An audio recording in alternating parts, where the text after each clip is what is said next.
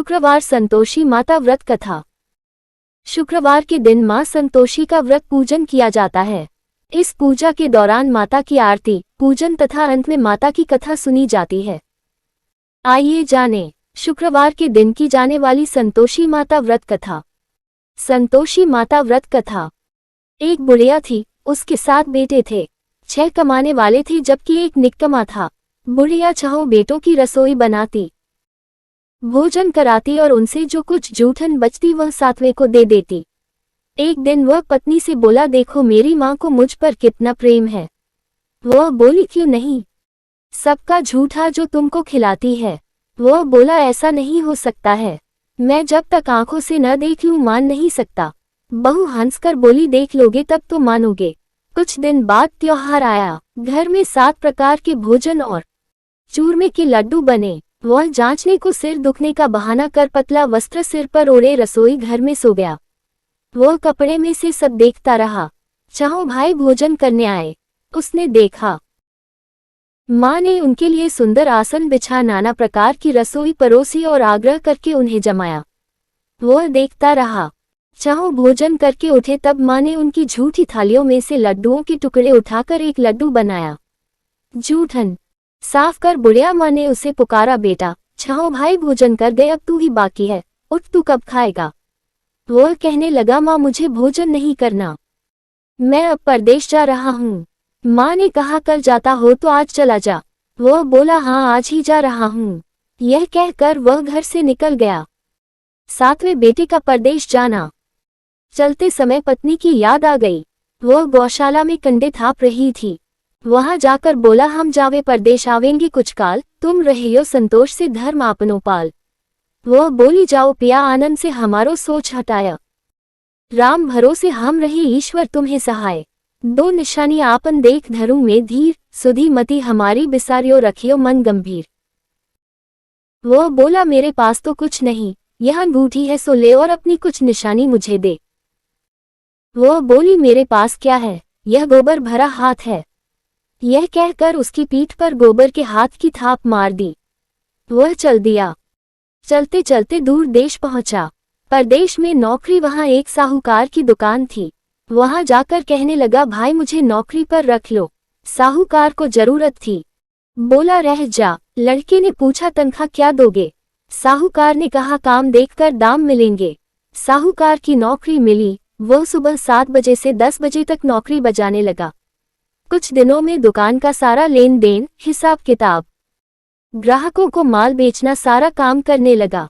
साहूकार के 7-8 नौकर थे, वे सब चक्कर खाने लगे। यह तो बहुत होशियार बन गया।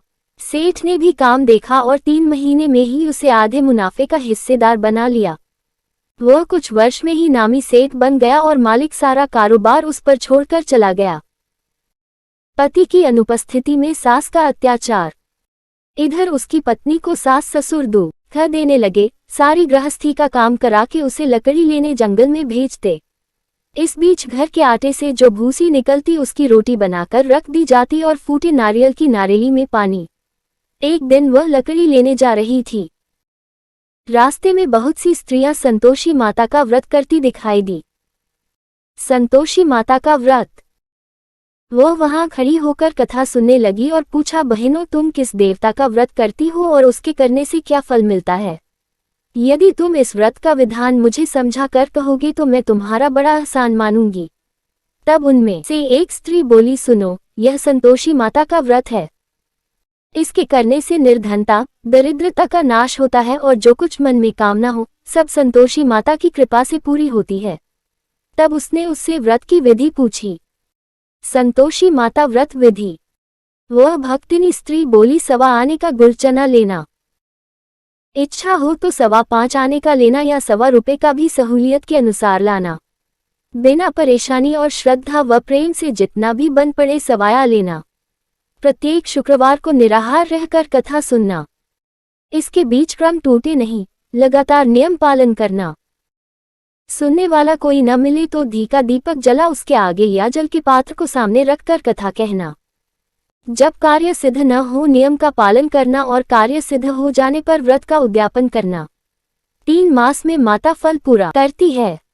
यदि किसी के ग्रह खोटे भी हों तो भी माता वर्ष भर में कार्य सिद्ध करती है। फल सिद्ध होने पर उद्यापन करना चाहिए, बीच में नहीं।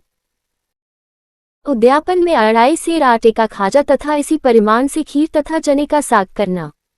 8 लड़कों को भोजन कराना, जहां तक मिले देवर जेठ भाई बंधु के हों, न मिले तो रिश्तेदारों और पास पड़ोसियों को बुलाना, उन्हें भोजन करा यथाशक्ति दक्षिणा दे माता का नियम पूरा करना। उस दिन घर में खटाई न खाना। यह सुन बुढ़िया के लड़के की बहू चल दी। व्रत का प्रण करना और मां संतोषी का दर्शन देना।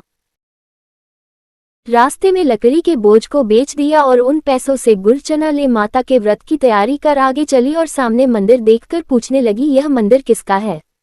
सब कहने लगे, संतोषी माता का मंदिर है। यह सुनकर माता के मंदिर में जाकर चरणों में लौटने लगी। विनती करने लगी, मां मैं निपट अज्ञानी हूँ, व्रत के कुछ भी नियम नहीं जानती, मैं दुखी हूँ। हे माता जगत जननी, मेरा दुख दूर कर, मैं तेरी शरण में हूँ। माता को दया आई। एक शुक्रवार बीता कि दूसरे को उसके पति का पत्र आया और तीसरे शुक्रवार को उसका भेजा हुआ पैसा आ पहुंचा। यह देख जेठ जेठानी मुंह सिकोड़ने लगे। लड़के ताने देने लगे, काकी के पास पत्र आने लगे, रुपया आने लगा। अब तो काकी की खातिर बढ़ेगी। बेचारी सरलता से कहती, भैया कागज आवे रुपया आवे, हम सब के लिए अच्छा है। ऐसा कहकर आंखों में आंसू भरकर संतोषी माता के मंदिर में आ मातेश्वरी के चरणों में गिरकर रोने लगी। माँ, मैंने तुमसे पैसा कब मांगा है? मुझे पैसे से क्या काम है? मुझे तो अपने सुहाग से काम है। मैं तो अपने स्वामी के दर्शन मांगती हूँ। तब माता ने प्रसन्न होकर कहा, जा बेटी, तेरा स्वामी आएगा। यह सुनकर खुशी से बावली होकर घर में जा काम करने लगी।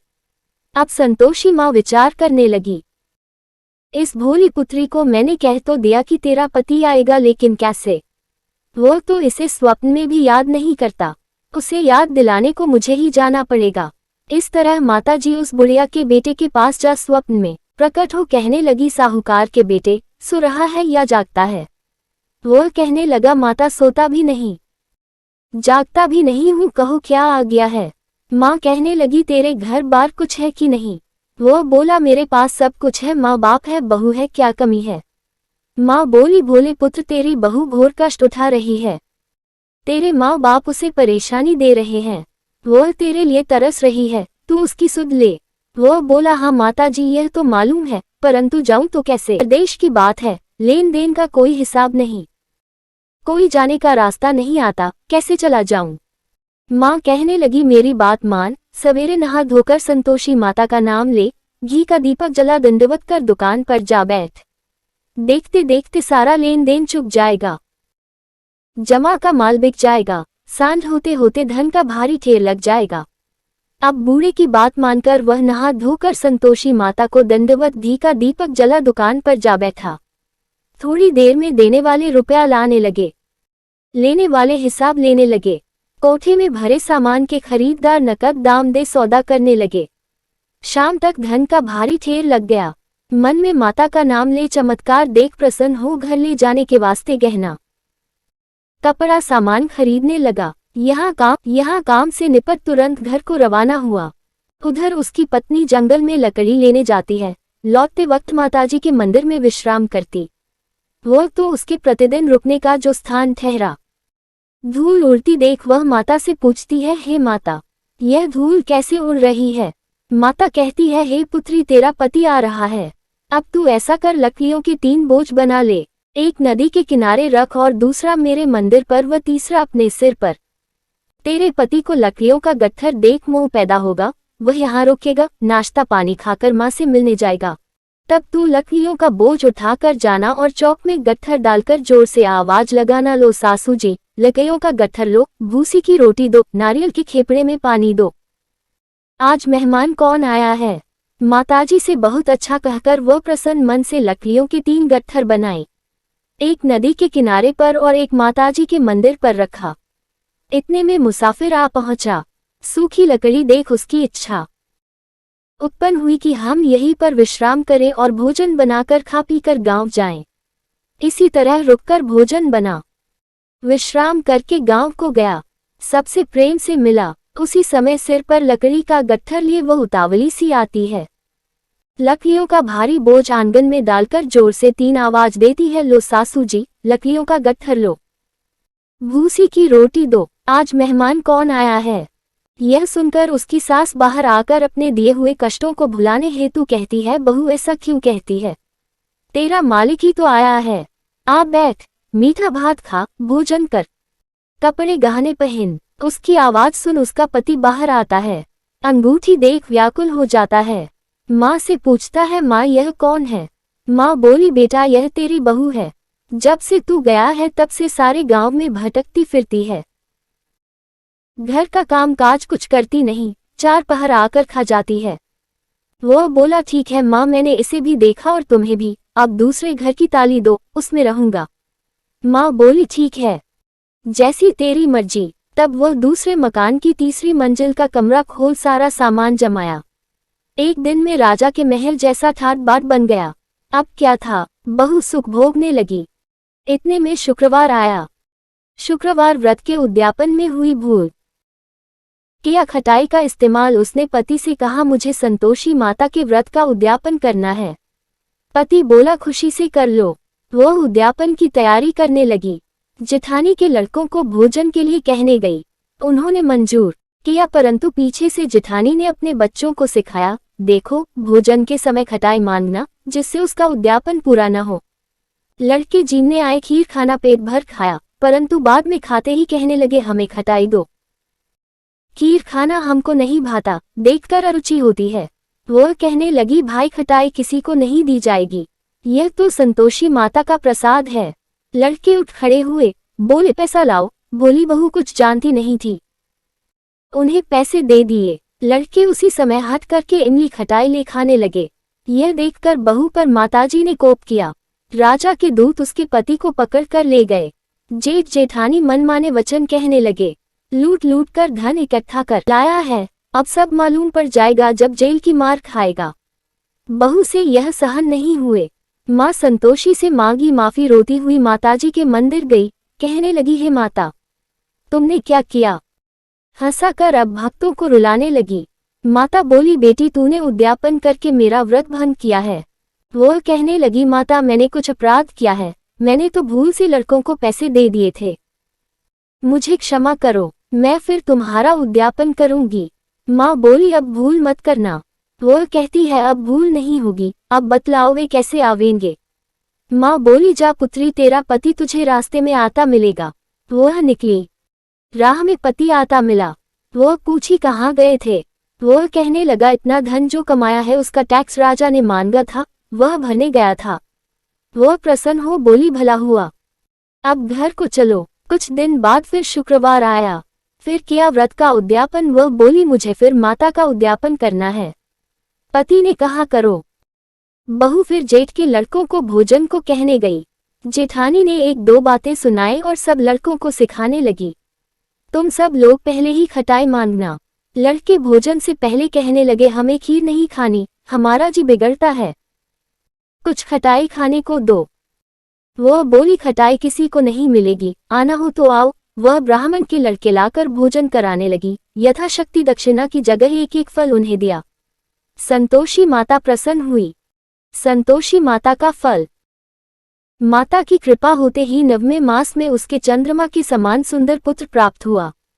पुत्र को पाकर प्रतिदिन माता जी के मंदिर को जाने लगी। माँ ने सोचा, यह रोज आती है, आज क्यों न इसके घर चलूं। यह विचार कर माता ने भयानक रूप बनाया। गुड़ चने से सना मुख, ऊपर सूंड के समान होठ, उस पर मक्खियां भिन भिन कर रही थी। देहली पर पैर रखते ही उसकी सास चिल्लाई, देखो रे, कोई चुड़ैल डाकिन चली आ रही है, लड़कों इसे भगाओ, नहीं तो किसी को खा जाएगी। लड़के भगाने लगे, चिल्लाकर खिड़की बंद करने लगे। बहू रोशनदान में से देख रही थी। प्रसन्नता से पगली बन चिल्लाने लगी, आज मेरी माताजी मेरे घर आई है, वह बच्चे को दूध पीने से हटाती है। इतने में सास का क्रोध फट पड़ा। वह बोली, क्या उतावली हुई है, बच्चे को पटक दिया। इतने में माँ के प्रताप से लड़के ही लड़के नजर आने लगे। वह बोली, माँ मैं जिसका व्रत करती हूँ यह संतोषी माता है। सबने माताजी के चरण पकड़ लिए और विनती कर कहने लगे, हे माता, हम मूर्ख हैं, अज्ञानी हैं, तुम्हारे व्रत की विधि हम नहीं जानते, व्रत भंग कर हमने बड़ा अपराध किया है, जगमाता आप हमारा अपराध क्षमा करो। इस प्रकार माता प्रसन्न हुई। बहू को प्रसन्न हो जैसा फल दिया वैसा माता सबको दे, जो पढ़े उसका मनोरथ पूर्ण हो। बोलो संतोषी माता की जय।